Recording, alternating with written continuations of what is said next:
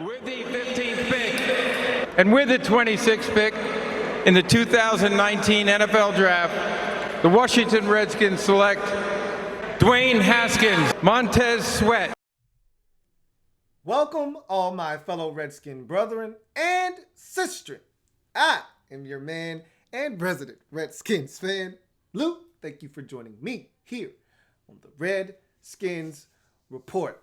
So, I kind of thought that this issue was dead. I'm not going to lie to you. I thought this was something we left in the past. He had moved on, we had moved on, and that situation was done. We had washed our hands of it. But apparently, I was wrong. And so, today, Sua Cravens went on a bit of a tirade on Twitter. Shit happens. We see players do this all the time, especially when they feel like their grievances or their differences have fallen on deaf ears and they need a launching pad or they need a voice and a sounding board. They go to social media to take that platform and turn it into that exact thing. And so he did that on Twitter today, talking about the Redskins organization and how the medical staff is to blame for his time being up in D.C. and him being moved to Denver, and how, you know, they had put him on the injured list and they didn't want to pay him, and they all of this stuff that, you know, he had talked about in the past. He kind of rehashed some of that, talked about an ongoing litigation situation he has with the Redskins that I wasn't privy to. I don't know about you. You may have been aware of that situation. I wasn't. I didn't know he was still in litigation with the Redskins involving his money that he hasn't been paid or shouldn't be paid or should be paid. I don't know what the courts are going to decide there. But bottom line is the Redskins are in Sua Craven's mouth again. And if you're a Redskins fan, we didn't get much out of Sua Cravens. There was the one time that he made the play against the Giants in the Meadowlands where he picked off Eli Manning to preserve a victory in his rookie season. There was that one time, but outside of that, what did Sua Cravens really do for the Redskins? Nothing is the answer there, in case you didn't know. So, as I've been in the Twitter section, the comment section of Twitter when this first took place, when Sua Cravens first walked away from the team. Everybody remembers the Will Compton video that surfaced of Will Compton asking him what his why was and why are you out here, and, you know, something's got to be getting you through this training camp. And Sua really didn't have an answer for him. Sounded like a guy that wanted to quit then, and he would ultimately do that a couple of weeks later, right before the season started, leaving the Redskins kind of high and dry at the safety position because he was penciled in as the week one starter at strong safety. But that's nor here nor there. They talked about him having family issues, and he talked about having a family matter that needed to be resolved, and he was walking away from the game at the time. And everybody pretty much as Redskins fans said, hey, do what you got to do, handle your family situation. And we had already washed our hands clean of this guy. Our hands were clean. We said, hey, go do you in Denver. Have a great life. Hopefully you have a great career. We have nothing against you. Just leave our name out of your mouth. Now, you fast forward to his time in Denver, and every now and again, you'll get little pop shots from Sua, but we always brush those off, right? Because at the end of the day, nobody really cares about Sua Craven, right? But then he comes out and he says a bunch of things today on Twitter, and look, most Redskins fans in the past have just brushed him off as being salty. I haven't done that to him because there may be some validity, there may be some truth to what he's saying. I don't know. Frankly, I really don't care, all right? There's always going to be people out there that think the worst of the Redskins organization, whether they do something good or not, because that's the perception around league circles. That's the perception amongst fans outside of the Washington Redskins fan base. People outside of the Redskins fan base think that we're a dysfunctional mess. And most of the time, they're right. But in situations when the Redskins aren't in the wrong, maybe this is one of those. I'm not sure. I can't say, I can't confirm nor deny that. They're going to think we're wrong anyway. So what difference does it make? I honestly don't care about a lot of this stuff. But Sua Cravens did make some statements on Twitter, whether right or wrong, whether true or false. I just want to go over it, and I want to know what you guys think. Do you actually give a damn? Is he being salty? Is there some truth to this? What do you think about this situation? Do you even give a damn? That's probably more along the lines of what I want to know from you guys is, do you even care about this? So I'm going to spread all of this out for you. Some of you have heard this, have read the tweets. Some of you haven't heard about this. Either way, I'm going to spread them all out so you can read them. I'm going to read them to you, and you can assess this for yourself and really decide if you even give a damn. Do you even want to give Sua Cravens any of your time? I know I'm at the point where I honestly don't care. And he may be telling the truth here, and there may be a lot of things wrong with the Redskins medical staff.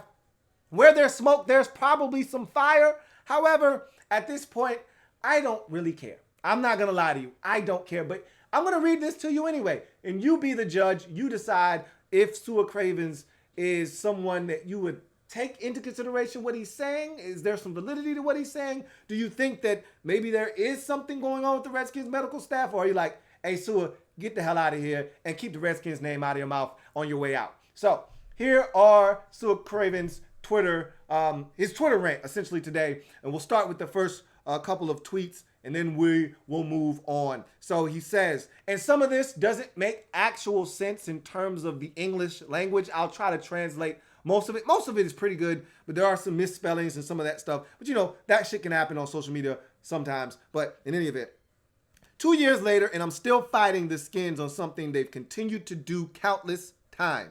He said times is what he meant. Which is why the best tackle in the game, Trent Williams, if you weren't following, refuses to play for them now. Same reason I left. Mishandled injuries and withheld info.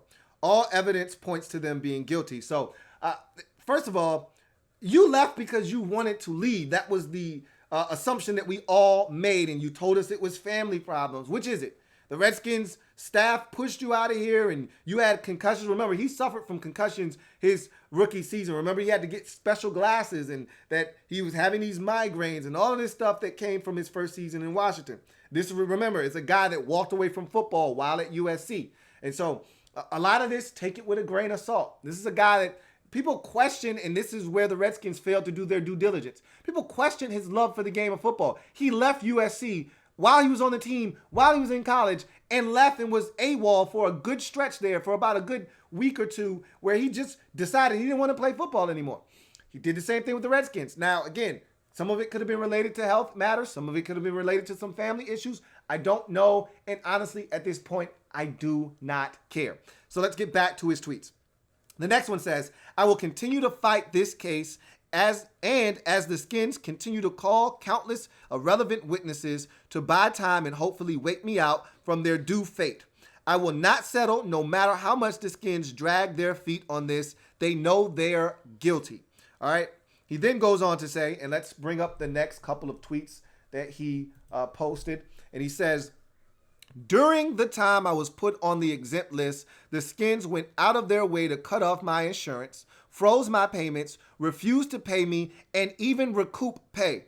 All for a very real injury that they, in all caps, decided was made up, which is why people fear being hurt in the league. So he's charging that the Redskins went out of their way due to his concussions, even though the Redskins said there was nothing medically wrong with him. And he said, yes, actually, there is something medically wrong with me. I've been concussed multiple times to the point where I can't see straight and need glasses. He's saying the Redskins said, nope, there's nothing wrong with you. You can actually play. You've been cleared. You just don't want to pay. So here's what we're going to do. We're going to cut off your insurance.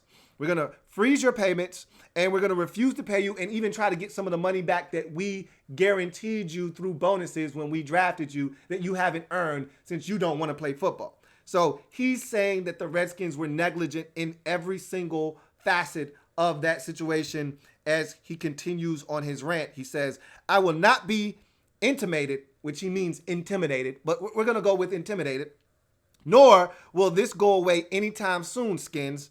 The evidence in court shows your guilty actions. The lies and mixed stories your witnesses, or he says witness, if they only have one, I'm assuming there's more than one, he says provided, have all been proven false. Use the CBA rules to your advantage all you want. I will still win. You will not. 100, he says. And then his last tweet on his mini rant here on the Skin says, 2 years and no interest added to what I'm rightfully due, and no timetable as to when the Skins will be forced to pay me what they owe. I'm willing to fight until the end. I thank the players who have experienced this with this team firsthand and have called them out on it. Essentially, is what he said. So that's the Sua Cravens rant out of nowhere, really. I don't know if someone asked him, someone prompted this from him.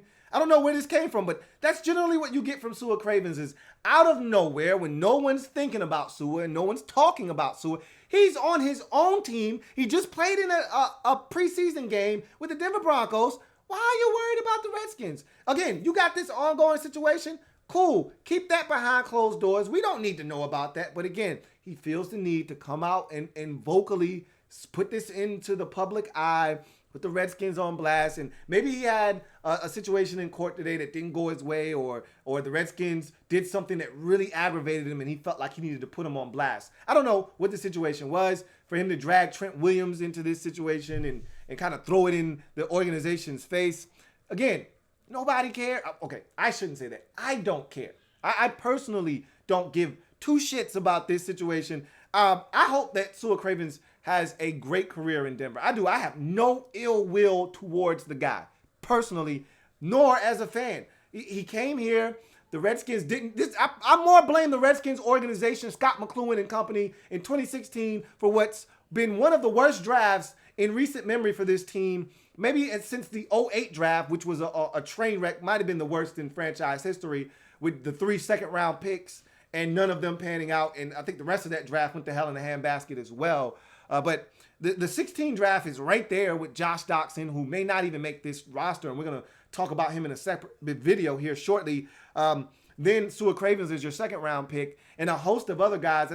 But the only reason this draft isn't the worst is I think in that draft, as a gem, is Matt Ioannidis. If not for Ioannidis holding that draft up, I think that draft literally is a complete dud and bust. But that's nor here nor there. Bottom line is Sua Cravens didn't work here. For whatever reason, injuries, he didn't want to play, he didn't get on with the coaching staff, whatever the case may be, it didn't work here for him. I wish him nothing but the best in Denver. Hope it all goes well for him there. Hope he's able to revive his career, stay healthy, because he hasn't really been able to do that. Had a knee injury that cost him most of his season last year with Denver.